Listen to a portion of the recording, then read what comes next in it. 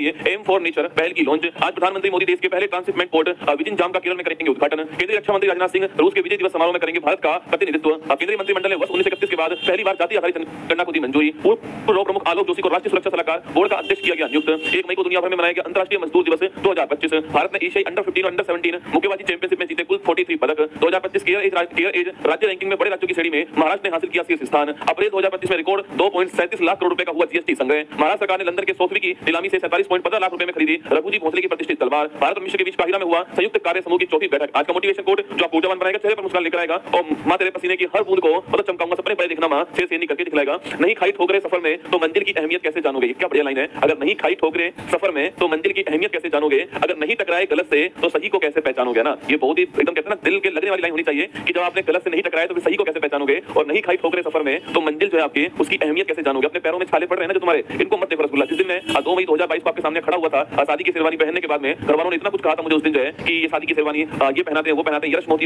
है वो सब एक तरफ है। आप तो अपनी तरफ से पूरी तरह झोंक दो खुद को इस साथ में। अपने पैरों के छाले मंजिल पर पहुंचने के बाद देखना, उससे पहले मत देखना। मंजिल पर जब पहुंच जाओ ना उसके बाद देखना कि मैंने कितनी मेहनत की है। और खुद को कभी-कभी शाबाशी दिया करो आप लोग जो है कि आप सच में बहुत मेहनत करते हो, वरना हर किसी के बस की बात नहीं है सुबह 6 बजे तक करके अपनी क्लास अटेंड करना है ना। चलिए क्वेश्चन नंबर पहला है, हाल में प्रकृति बहाली के लिए एम फॉर नेचर पहल जो है वो कहां स्टार्ट हुई। देखो एम फॉर नेचर की बात करूं मैं आपसे तो एम फॉर जो नेचर है, देखो इस पहल की बात की जाए तो ये पहल जो है वो किसने स्टार्ट की है। तो इस पहल को एफएओ जो है इसने स्टार्ट करा। ठीक है, एफएओ का पोस्टमार्टम कीजिए। इसे बोलते हैं क्या, किसको बोलते हैं, फूड एंड एग्रीकल्चर ऑर्गेनाइजेशन जो है ये इसकी फुल फॉर्म है। ठीक है, इसी को कहते हैं खाद्य और कृषि संगठन जो है इसको हम हिंदी में कहते हैं। ठीक है, एफएओ ना, ध्यान रखना ना। अगला पॉइंट पूछूं आपसे, एफएओ की स्थापना कब होती है। याद करो 16 अक्टूबर 1945 को एफएओ की स्थापना होती है। ठीक है, अच्छा 16 अक्टूबर की तारीख जो है ना, इसी तारीख को वर्ल्ड फूड डे बनाते हैं। क्या बनाते हैं, वर्ल्ड फूड डे बनाते हैं। आपको ध्यान रखना है। ठीक है, इसका मुख्यालय कहां पर है, इसका मुख्यालय जो है रोम इटली के अंदर। कहां पर है, रोम इटली के अंदर इसका मुख्यालय। आपको ध्यान रखना है। ठीक है, इसने पहल स्टार्ट की, इसका नाम क्या है, एम फॉर नेचर। क्या पहल है, एम फॉर नेचर इसका पहल का नाम है। ठीक है, और ये एम फॉर नेचर पहल जो किसके लिए, आपके ये प्रकृति जो है इसकी बहाली के लिए। ठीक है, प्रकृति की बहाली के लिए ये एम फॉर नेचर पहल। ठीक है, आप गौर से देखिए बेटा यहाँ पर ये जो नेचर को आप देखिए कोर्स है ना, ये जो नेचर है आपकी